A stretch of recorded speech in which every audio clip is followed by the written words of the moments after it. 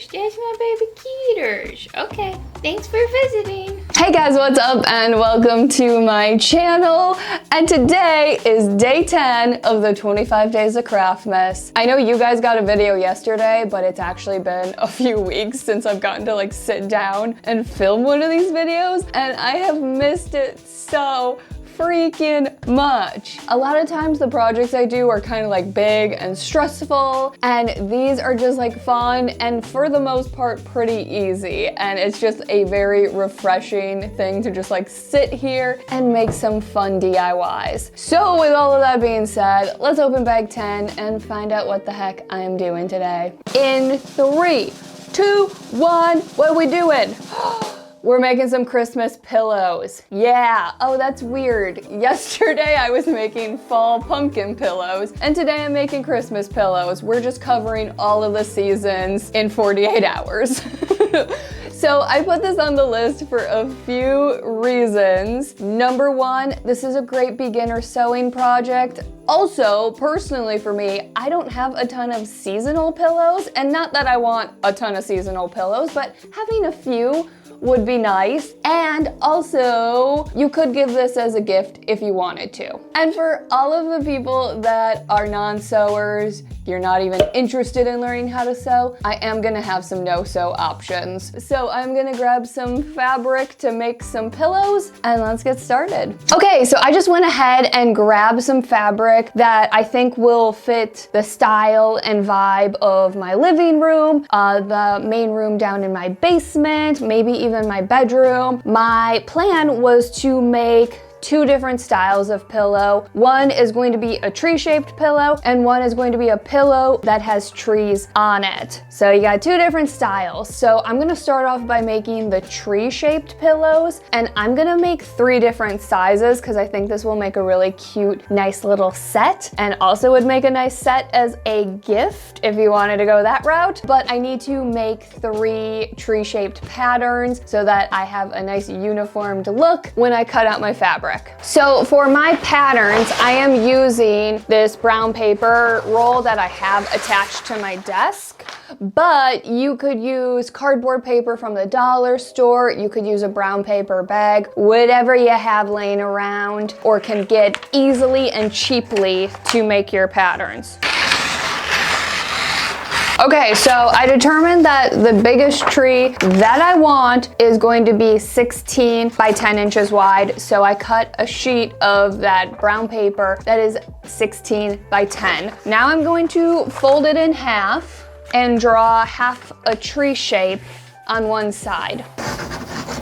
Okay, so I drew out a tree shape, well, half a tree shape, and now I am just gonna cut out that shape. And now, when we open it up, do we like that? Do we like that? I don't know if I like that. Okay, hold on, I'm gonna redo that because I don't like that pattern. I like that. Now seeing this pattern, I actually think I want this to be the medium-sized tree. So I'm gonna go ahead and make 2 more patterns, one slightly bigger than this and one slightly smaller than this.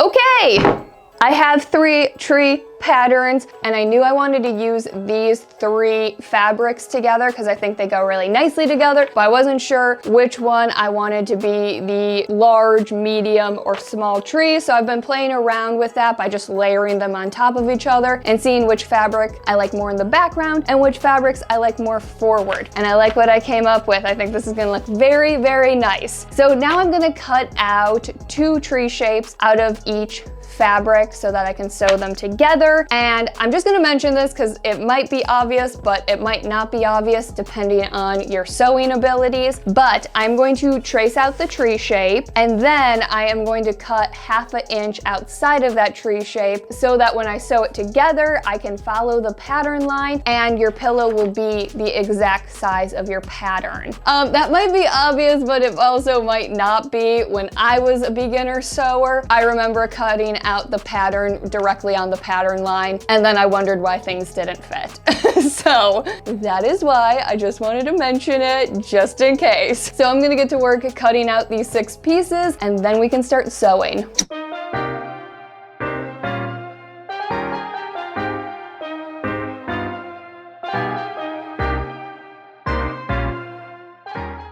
When cutting out the fabric, I left the fabric folded and pinned the tree pattern to the fabric. Then when I went to cut out the tree shape, I was cutting out 2 trees at once.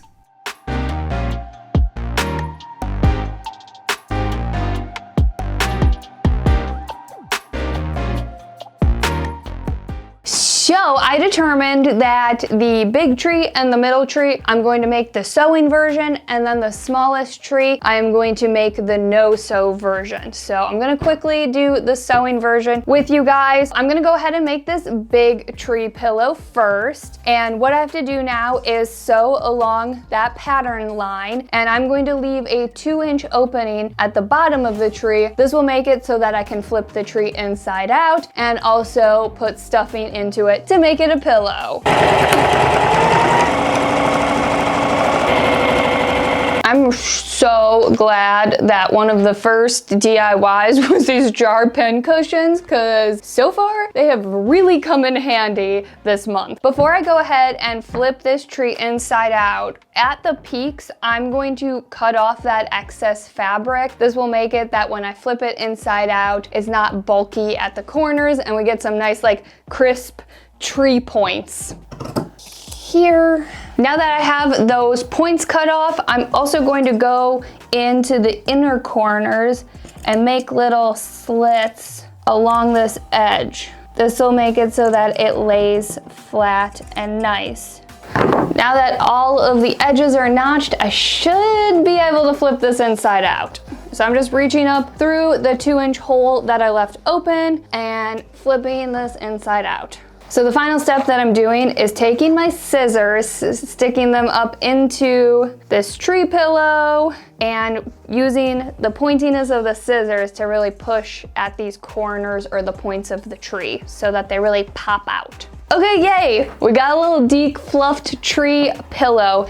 And also, had I not notched out that fabric along the edge, these corners would be all wonky and not laying nicely. So by doing that, this is why you get a nice flat pillow when you flip it inside out. So next up, I just gotta fill this thing with some fluff.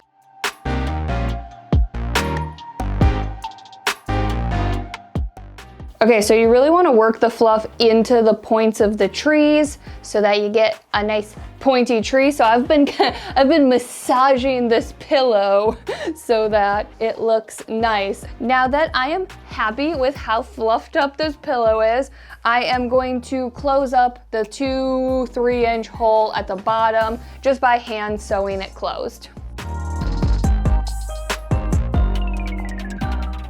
Okay, I have one little tree pillow all done. It's so cute. So I'm gonna go ahead and make the second sewn version, and I'll come back when I'm ready to make the no-sew version.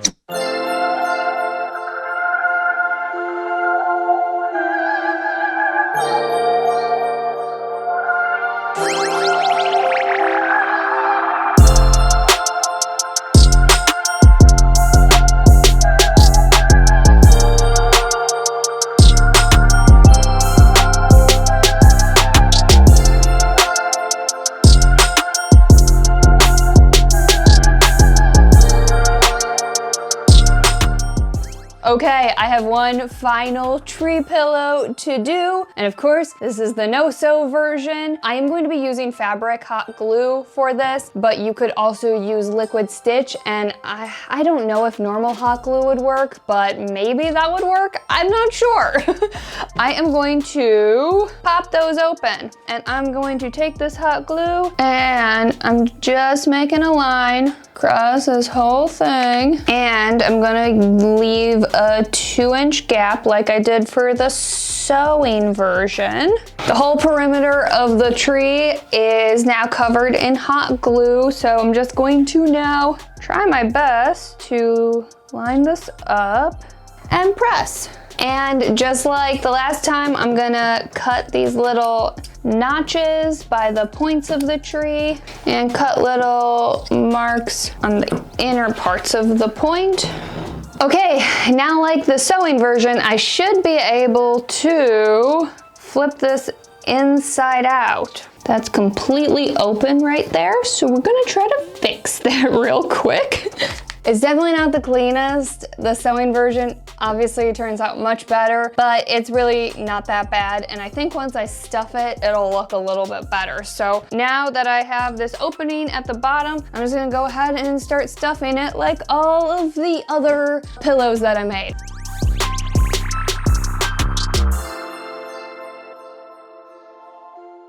Okay, she's all stuffed up, and not gonna lie, I'm probably gonna go ahead and redo this and just do the sewing version because this is a lot more lumpy and bumpy and it's not very clean, but I'm glad I tried the no-sew version. To finish up the no-sew version, instead of sewing this hole closed, I'm just gonna use this fabric hot glue again, pinch it closed. Okay, it's definitely not great, but if you don't know how to sew and you're not willing to learn how to sew, I guess this is an okay option.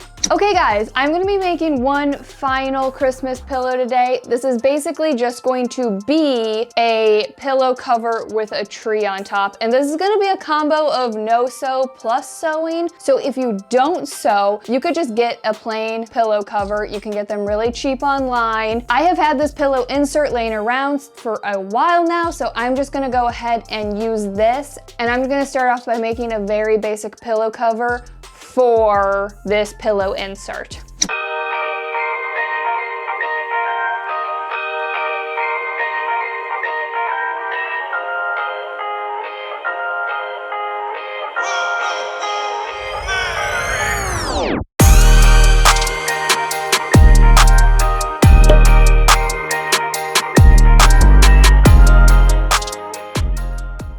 Okay, so I have one final thing to do to take this pillow from a normal pillow to a Christmas pillow. And I am just going to be adding a tree to the front of this, and I'm gonna be using this brown or like cognac pleather because this fabric doesn't really fray. So I'm gonna cut out a tree, and I'm actually just going to be using my fabric hot glue to attach it to the front. If you go with a fabric that frays, I highly recommend doing a zigzag stitch to attach your tree. But I'm going to make a pattern, get this cut out, get it attached, and my Christmas pillows are done.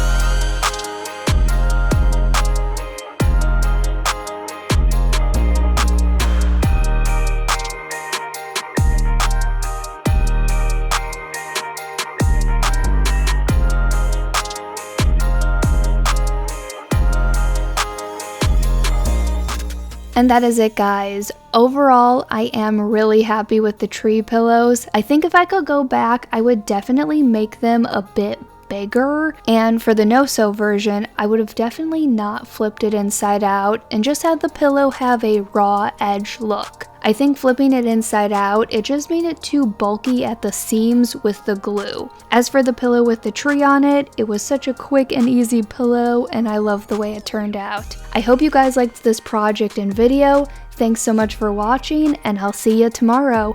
Bye guys.